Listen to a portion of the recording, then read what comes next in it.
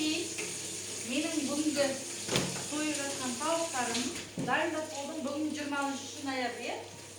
Міне кеше базарға шығып бәрі тауық өсті. Бүгін тағы да свежий, міне. Свежий. Міне, жақсылап тұрып үйтіп. Міне, ешқандай артық қаны ештеңкесі жоқ ағайын, қараңыздар. Міне, бүгінгі сойылған тауықтарым.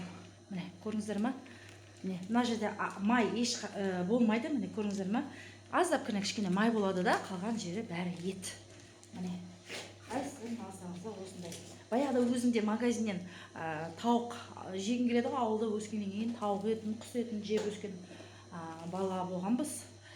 Соны аңсап бір асып жей қойайын, қорып жей қойайын деп магазинге барған кезде жаңағы өзімде бір шепетей андай бірдеңкені көрсем болды, жемейтін адамым ше.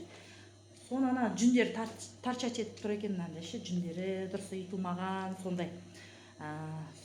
Соны көріп ананы сүйсініп жей алмайтын мағайын.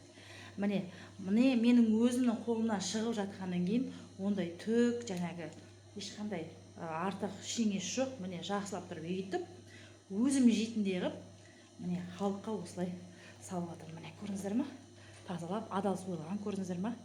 Өте дәмді еті, таза жем бидай, арпа бидай жүгерісін берем. Міне еті сондай дәмді, сапалы.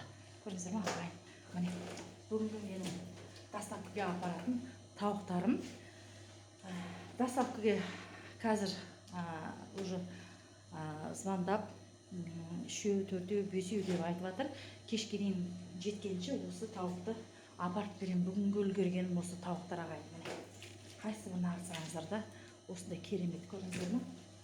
Мынаның бәрін өзім жолдасымыз екеуміз асыраймыз. Міне көрдіңіздер ме?